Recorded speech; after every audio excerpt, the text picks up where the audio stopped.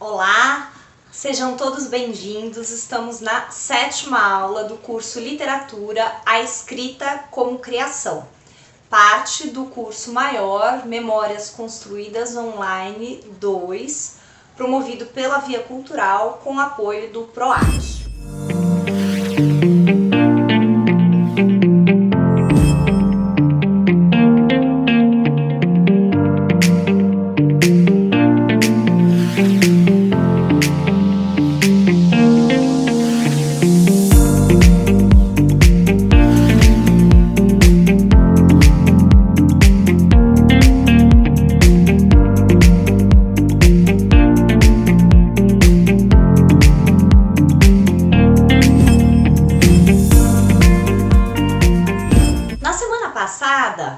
Nós começamos a tratar do conto O Jardim Selvagem, da Lígia Fagundes Telles, que no caso o meu conto está aqui nesta edição, Venha Ver o Pôr do Sol e outros contos.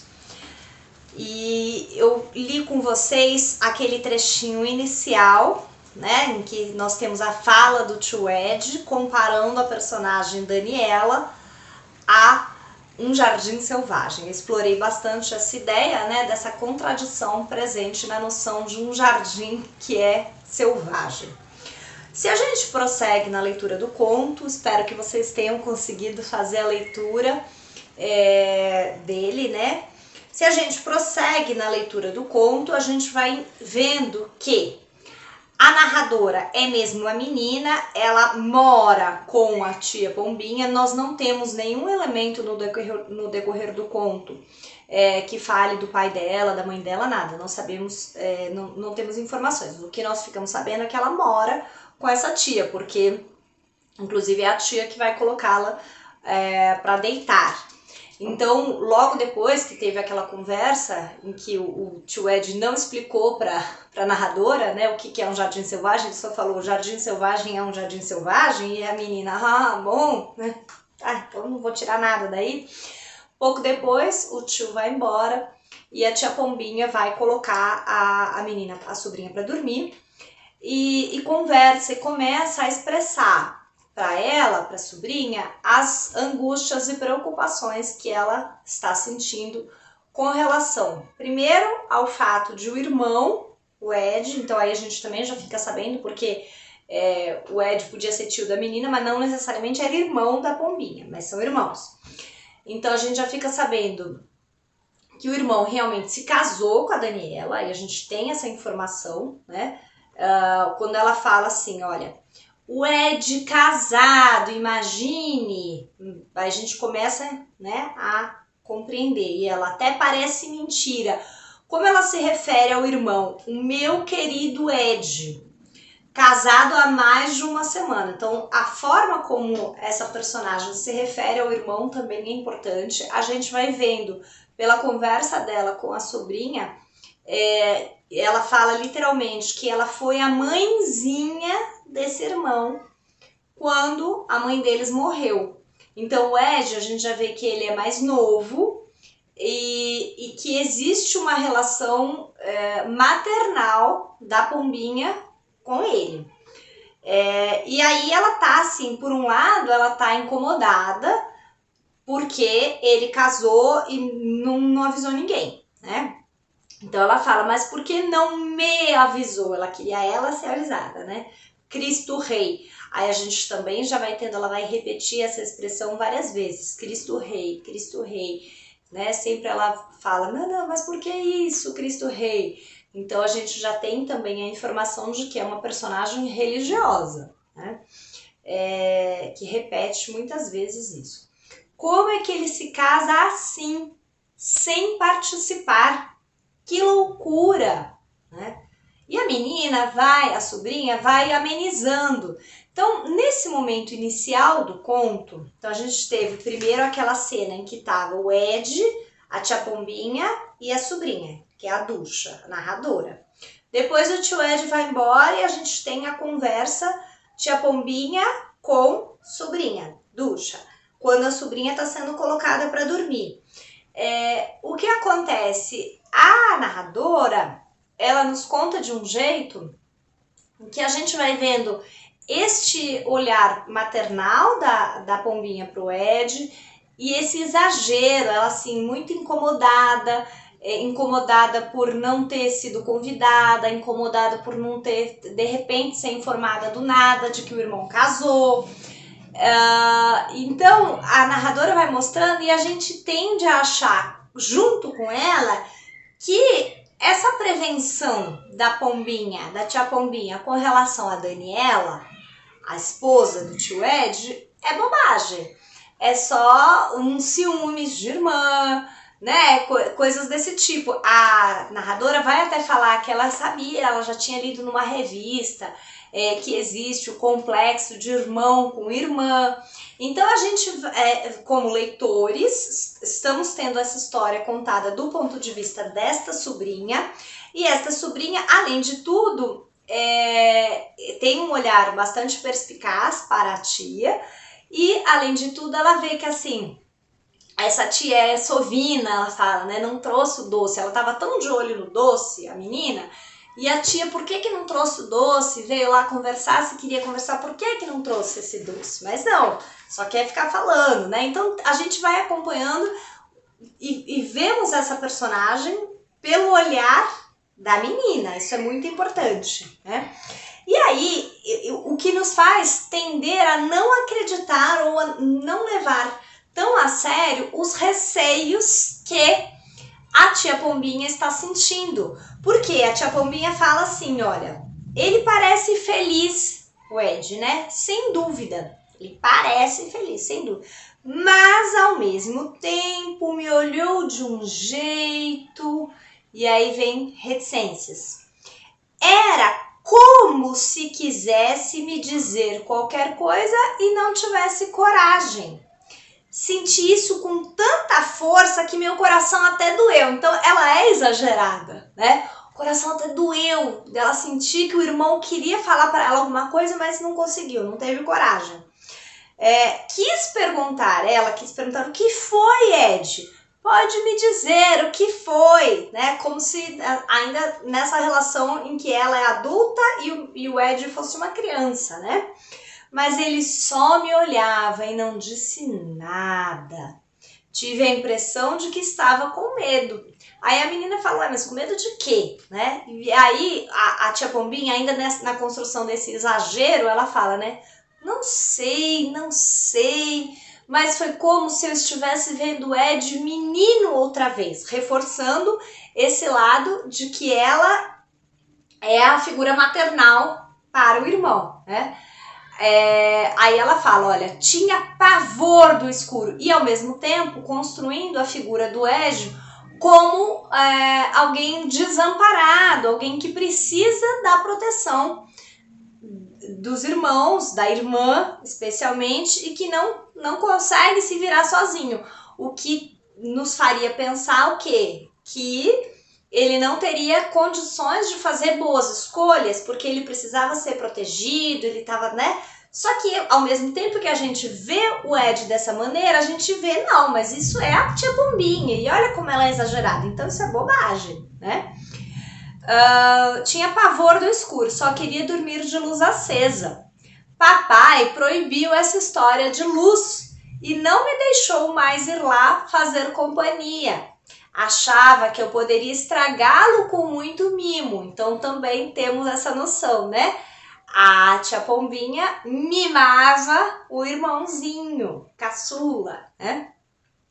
E aí ela conta de um dia que ela não aguentou e ficou com pena e foi lá e falou se ele queria que ela acendesse a luz e ele falou que não, né? Que já não se importava mais de ficar no escuro. E aí ela diz, né? Tá contando pra sobrinha. Então dei-lhe um beijo, como fiz hoje. Ele me abraçou e me olhou do mesmo jeito que me olhou agora. Aí na cabeça dela, como que é esse jeito? Querendo confessar que estava com medo, mas sem coragem de confessar. Então essa é a visão da tia Pombinha. Bom, meu irmão, eu lembrei de quando ele ficou com medo, ele tinha muito medo do escuro, o pai proibiu ele de dormir com luz acesa, aí ele passou a dormir no escuro, mas eu, Pombinha, sabia que ele estava com medo e ele, né, recusou, ele quis dizer, mas segurou. E aí eu tô achando que ele tá nessa situação de novo. A menina vai olhar como? Achando que é tudo um exagero. Então ela fala, olha, disfarcei um boceiro. Então ela tá ali, tipo, meu, né?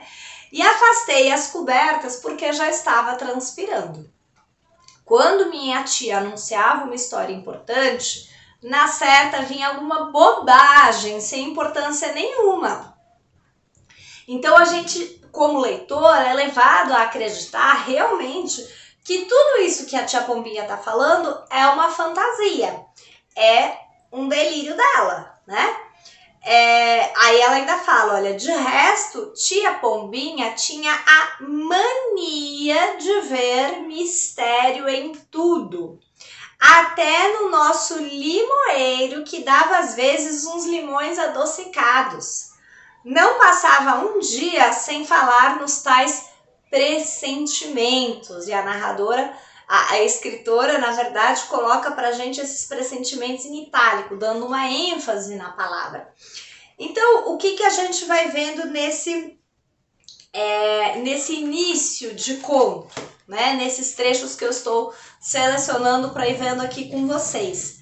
Essa tia Pombinha, essa personagem, sendo a super protetora com relação ao irmão, a que sempre mimou o irmão desde que ele era pequeno e que eles perderam a mãe, também nós não sabemos porquê, e que está incomodada e enciumada porque o irmão, além de ter casado, nem convidou ninguém e ninguém sabe quem é essa Daniela. Mas como isso é passado pra gente pelo olhar da sobrinha, nós tendemos a achar o quê? Que é tudo bobagem dessa tia Pombinha, que não tem nada demais. O tio Ed deve estar feliz e pronto, né? A menina fala, por que ele estaria... Ela fala assim, mas por que ele havia de ter medo, né? E a Tina fala, né? Aí é que está. Quem é que pode saber? Ed sempre foi muito discreto, não é de se abrir com a gente, ele esconde. E ainda vem a fala dela, que moça será essa? Essa é a coisa, a gente não sabe, ninguém ali sabe, e nós como leitores também não sabemos quem é a Daniela. E a narradora aí fala, né? Lembrei-me então do que ele, tio Ed, dissera. Daniela é como um jardim selvagem. Quis perguntar o que era um jardim selvagem, mas tia Pombinha devia entender tanto quanto eu desses jardins. A menina sabia que não ia adiantar nada perguntar para a tia o que significava, o que o tio tinha querido dizer. Então ela continua com um enigma, o que é, por que a Daniela é como um jardim selvagem. E essa personagem traz curiosidade também para ela, porque ela fala, né, olha, ela é bonita, tia? Ela quer saber da beleza da Daniela, né? E aí a tia Pombinha fala assim, Ed disse, porque ela ainda não conhece também, né? Ed disse que é lindíssima, então é um espetáculo. Mas a tia Pombinha, como boa irmã ciumenta, ainda fala, mas não é tão jovem assim, então tem que botar um defeitinho. Parece que tem a idade dele, quase 40 anos, o que na época do conto era diferente, né? Era assim, já velha mesmo, né? E aí vem a menina, ainda vai perguntar se não é bom isso de ser meio velha e tal. E aí vai vir um monte de fala aqui da tia Pombinha, falando sobre os costumes da tia Daniela. Então, que ela se veste nos melhores costureiros, só usa perfume francês, toca piano, então ela é lindíssima, segundo o Ed, e aí a fama dela é essa, de ser uma mulher fina, né? Chique, elegante, e só que tem um detalhe, quando estiveram na chácara, nesse último fim de semana, está dizendo a tia Pombinha, ainda para a sobrinha, na mesma conversa, né? Ela tomou o banho nua debaixo da cascata. Pronto, ainda tem uma coisa de ofensa à moral e aos costumes. Como assim? Uma mulher que se veste nos melhores costureiros, usa perfume francês, que é muito linda, embora já seja meio velha, mas que ninguém sabe direito quem é, de onde surgiu, ainda vai e toma banho nua na cachoeira. Que negócio é esse, né? E a menina fica, ué, nua, né? E aí vem um outro elemento importante, que é a tia Pombinha reforça, né, nuinha, o que é muito importante falar nesse diminutivo aqui, né, nuinha, né, quase que assim, nuinha da Silva, né? E aí ela traz a informação de que o casal vai morar na chácara e que o tio Ed tá mandando reformar tudo, né? E aí ela fala, olha, isso que me preocupa, Ducha, tia. Que fortuna não estarão gastando nessas loucuras. Cristo Rei, que fortuna! Então, né, onde é que ele foi encontrar essa moça? Da onde surgiu essa moça que toma banho pelada, que se veste nos melhores costureiros, que usa perfume francês, que diz que é lindíssima, mas que tá fazendo ele reformar a chácara toda e gastar um dinheirão? A menina ainda falou, ué, mas o tio Ed não é rico? E aí, isso tudo são informações super importantes para a gente compreender o conto todo, né? A tia fala assim, aí é que está, ele não é tão rico quanto se pensa. Então, existe uma certa fama de que esse tio é rico, mas não é bem assim a coisa. Mas existe, além da preocupação da tia Pombinha com relação ao aspecto financeiro, com relação aos ciúmes de irmã, existe também essa preocupação com o aspecto financeiro. Então vejam quantos elementos a gente consegue perceber deste início de conto. Esse conto, como eu disse, é muito rico e nós vamos falar ainda mais um pouco dele na nossa próxima aula. Peço que aqueles que ainda não leram façam a leitura e os que já leram retomem a leitura a partir desses elementos, dessas coisas que eu estou trazendo aqui no vídeo, para vocês irem me dizendo aqui nos comentários se concordam com os que eu estou apontando, se não, se perceberam outras coisas, enfim. Deem esse retorno. Uma ótima semana e até a próxima aula!